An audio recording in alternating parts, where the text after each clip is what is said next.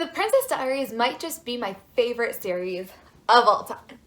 And Meg Cabot is one of my favorite authors. And I'm going to break down my analysis of why her writing is so spectacular by going through 3 unique techniques that she uses.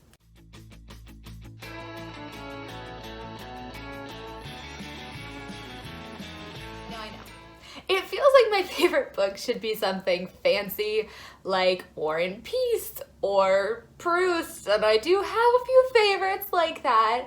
The Princess Diaries is a series that I've read dozens of times. They're my favorite comfort books. They make me smile and laugh, and if you haven't read them, you should. They just re-released the first 3 in honor of the 20th anniversary of the movie, and she has a really interesting path to publication because they actually sent her novel to a Hollywood studio, I guess, and they decided to do the movie before she even published the book, which, like, craziness. So the Princess Diaries books are written in epistolary style, which is basically written text that one of the characters is writing. It's not the official definition of it, but whatever. They're literal diaries. Like, it is Mia talking to her diary, speaking to herself, and it is very, very obvious that it is her and she is recounting it. So this technique I'm going to talk about is really just for epistolary stories, but it's really, really cool because one of the issues with epistolary style is that you lose a sense of immediacy because the writer is writing it after the events have happened. And so some of that sort of suspense or whatever is lost because you're like, okay, they lived through it, they're doing okay, blah, blah, blah, blah, blah. But what Meg Cabot does is actually, I think, very innovative, and she transitions between past tense and present tense, mostly at the beginning and end of scenes, but sometimes within them, in order to give that sense of immediacy. So I'm going to give an example right here.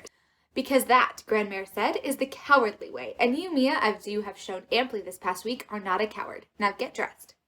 I don't know why I did what she said. Maybe it was because somewhere deep inside I knew that for once Grandmère was right. Or maybe it was because, secretly, I guess I was a little curious to see what would happen. And now, because of my stupid sentimentalism, I am in a car right now going back to stupid, crappy Albert Einstein High School, the dust from which I thought I'd managed to shake permanently from my feet not 4 hours ago.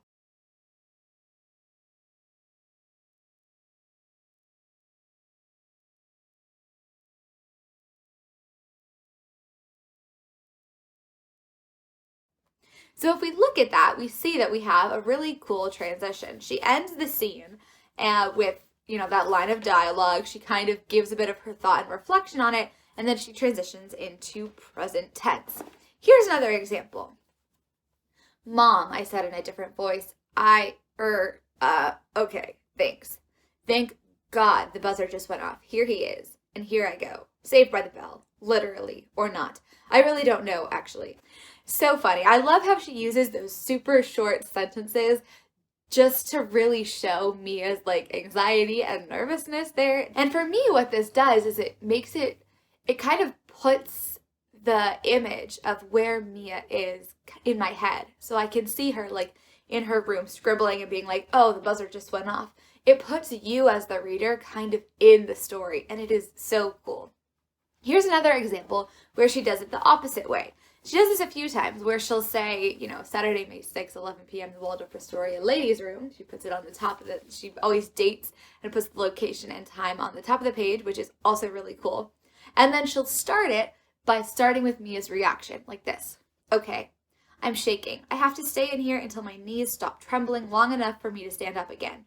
For now, I'm just going to sit here on this little velvet settee and try to write this down so it makes some kind of sense.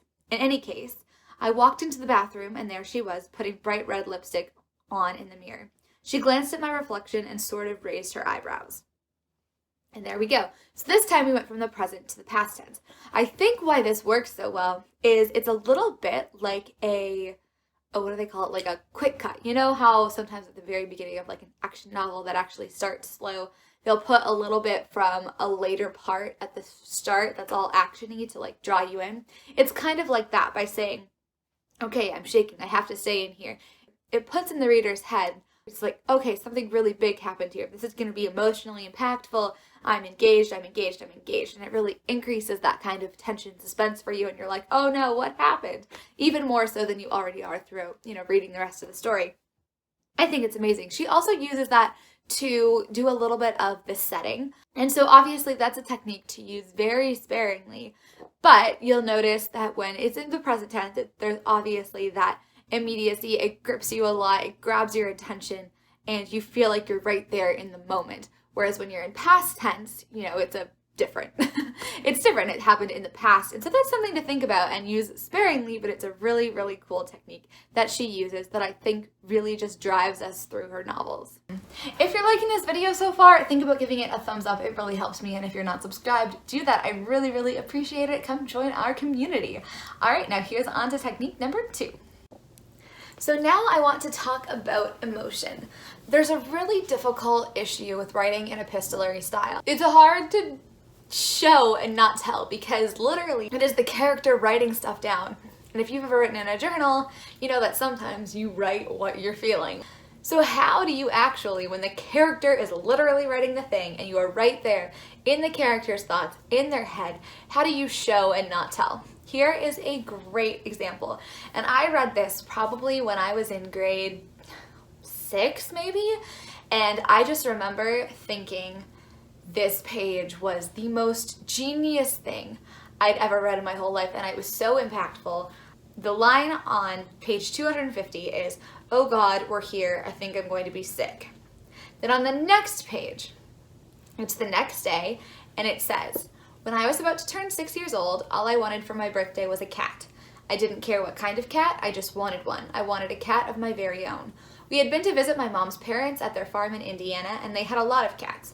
One of them had kittens, little fluffy orange and white ones, which purred loudly when I held them under my chin, and liked to curl up inside the bib of my overalls and take naps. More than anything in the world, I wanted to keep one of those kittens. I should mention that at the time I had a thumb-sucking problem. My mother had tried everything to get me to stop sucking my thumb, including buying me a Barbie in spite of her fundamental stand against Barbie and all that she stands for as a sort of bribe. Nothing worked. So when I started whining to her about wanting a kitten, my mom came up with a plan. She told me she would get me a kitten for my birthday if I quit sucking my thumb. Which I did, immediately. I wanted a cat of my own that badly. Yet as my birthday rolled around, I had my doubts my mother would live up to her end of the bargain. For one thing, even at the age of 6, I knew my mom wasn't the most responsible person. Why else was our electricity always being turned off? And about half the time I would show up at school wearing a skirt and pants because my mother would let me decide what to wear. So I wasn't sure she'd remember about the kitten, or that if she did remember, she'd know where to get one. So you can imagine when the morning of my 6th birthday rolled around, I wasn't holding out much hope. But when my mother came into my bedroom holding this tiny ball of yellow and white fur and plopped it onto my chest, and I looked into Louie's great big blue eyes, I knew a joy such as I had never known before in my life and never expected to feel again. That is, until last night. I am totally serious. That passage is emotionally amazing. It tells a little mini story unto itself, right? So we start with the character's want. So we start with Mia's want. She wants a cat. We start with her motivation for it. She saw them in Indiana. We get a really cute imagery. Kittens crawling up under this, inside her overalls. That evokes emotion in us because it's just so cute. Then we come to our character's problem, this thumb-sucking problem that she has. That's kind of our conflict or our obstacle. We talk about the mom and how hard she tried and how Mia really wasn't stopping the thumb-sucking. Then she has a plan, so no more sucking thumb. She did it. And then we introduce a little bit more conflict. Will she get the kitten? Will her mom know where to get it? Blah, blah, blah. Her mom's a little bit flighty. And then we have our resolution where it shows up. It's all a little story unto itself. It's so beautiful. And it made me, being like 12 when I read this, but even now, feel so much emotion and happiness. And then for us to get that little story in miniature, and then her to say, that is until last night. It is just, it gives you the feeling that you're going forward with, and you're feeling the feeling that the character was feeling. And it is an example of how backstory, how a character is past, how little retellings like that can really help us amp up the emotions in our own story. It helps us raise the stakes. It helps us give a sense of history, and that history helps us earn the emotions in the present of the story. And the last thing I want to talk about is how she uses different kinds of mediums to tell her story. And I think this is useful for you even if you're not writing pure epistolary, because it can be really fun to actually see some of these things within your novel. And especially with the advent of social media, you know, this shows up. But there are so many different ways to tell a story beyond our normal idea of prose. So these are the different mediums she uses to tell her story. A magazine article, an invitation, university acceptance letters, a newspaper article again, text messages, instant message chat, email, journal, blessings journal, Amazon reviews, Facebook, and finally an interview transcript. So many different ways to convey your story, and whether you do it in pure epistolary style like Meg Cabot in these books, or whether you incorporate an Amazon review or a text message or something in your story, it can be really cool and really innovative. So there we go. I love Meg Cabot. If you haven't checked out any of her books, I really recommend it. Thank you so much for watching, and I will see you tomorrow with another video.